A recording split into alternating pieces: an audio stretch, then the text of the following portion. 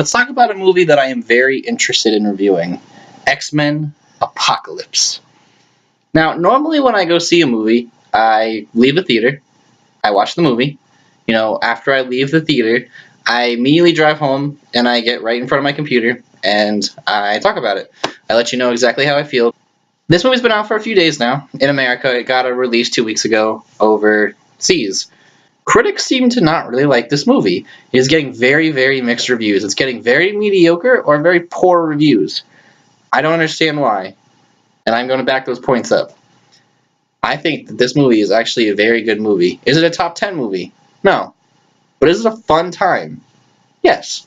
It is a fun time. So let's go over the points that some of these critics are really hating on this movie, because I don't understand it. I don't get the hate. I've literally, one of my friends came up to me today and was like, that was probably the worst X-Men movie ever. Do you people remember Origins? Do you people remember The Last Stand? Those are the worst X-Men movie ever. This one, not so much. No, okay. Big problem that people seem to be having with this movie. Apocalypse. Apocalypse looks fine. I don't understand the hatred towards the look. Yeah, it's kind of Power Rangers. Yeah, it's kind of Ivan Ooze. But it works for the movie. I do agree on is lack of motivation. I don't understand. But to be fair, if you see any Marvel movies out now besides Loki, do you remember them? Are they good villains? No, not really. Almost every single Marvel movie, the villain is pretty forgettable, and the heroes pretty much make the entire movie. Another case for this one. Apocalypse's motivation is literally just to destroy the world. I agree, his motivation is very lacking, but, Oscar Isaac does a really good job. I just don't think the material was strong enough, which is a disappointment because I'm a really big fan of Apocalypse. It's one of my favorite, storylines in X-Men, so it's a bit of a disappointment. Oh well. Another thing critics seem to hate is this movie is very long, and I agree with that, but they find it boring. I don't find this movie boring. I was hooked from the get-go. As soon as we discover Apocalypse's past, and then it goes into this cool animation that essentially intros the movie, I was hooked. It's really good stuff. It looks really cool. I mean, if you watch this movie and you say that the Quicksilver part is boring, you're lying. It's just you being upset because you had to wait an hour to get there. Because we have characters to set up. We have a storyline to set up. Yeah, it's a superhero movie, but we have to have characters and we have to have depth. It just can't be constant action. It can't be hook you right from the get-go. You have to learn about the characters and get into it. And that's a plus, I will say, for this movie. I feel like X-Men Apocalypse is its own standalone film. It does coincide with the other two movies, but you could watch this movie blindly without the other X-Men movies and be fine. I was literally with someone who hadn't seen the last X-Men movies besides the first two back in 2000, and they were fine. I feel like this movie is a very good standalone film, and that's what we want. I'm tired of movies that set up another film. This movie doesn't set up anything, and that's great. That's what I want. Other than a cameo appearance by a character that was revealed in a trailer, I won't say it is, that is literally, it's a cameo that sets up that movie. I want to go over things that I find really interesting and things that I feel like really impact the story. The most of the emotional depth is from Magneto. Magneto has almost all of the emotional depth. It's cool. I love Magneto in this movie. He does a really, really good job. A lot of these characters are new, and the X-Men series has a lot of characters. There is a lot of mutants that they want to show off. There is a lot of people that they have to bring back from the other movies, and there are the characters that they have to insert into this movie.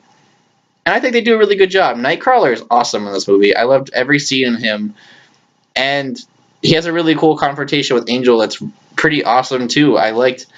My problem with that is I don't think Angel's character was given really enough of a backstory. But I mean, there's too many characters, and it would become bloated if we gave everybody a setup. And I like the ending that it is a throwdown, but it's more of a metaphorical throwdown, and it's more. I could see why people who want to come to a popcorn flick and they want to see a big action fight scene, which it is too. It is an action scene, but there's also a cool metaphorical fight that's going on between Apocalypse and Charles Xavier, and I loved it. I thought it was genius. I thought Bryan Singer did a really good job of directing.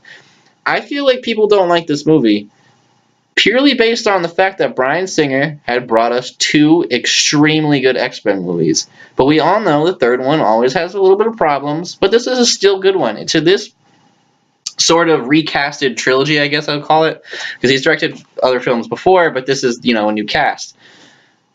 The third film is usually the worst, and I will say that. When you watch Star Wars Return of the Jedi, is that the best one? No. But is it good? Are you having a good time? Are you having fun? Yeah, it is. Compared to Empire Strikes Back, no, it's not that amazing, but it is still a really good time. Compared to First Class and Days of Future Past, yeah, it's not as good as them. I totally agree. It's not. It's not as good as those movies. But is it a great time?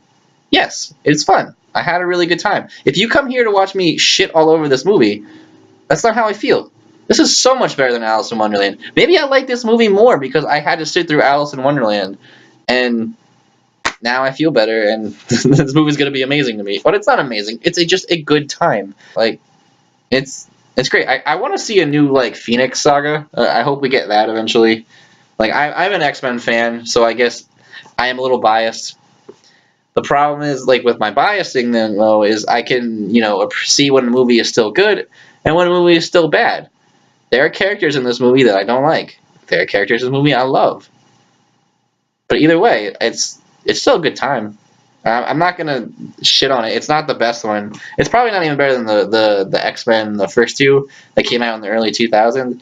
It's probably just above Last Stand, but it's still really good, and it's definitely worth checking out at least once, maybe theaters. I feel like this will be best in theaters. It looks really good in 3D, but it would still be fine on Redbox. I'm gonna give X-Men Apocalypse 7. Mutants are awesome. Out of 10. And if you like this review and you like to see more from me, subscribe right there at the bottom. Tell me what you want to review next. And as always, a review from Ryan J will brighten your day.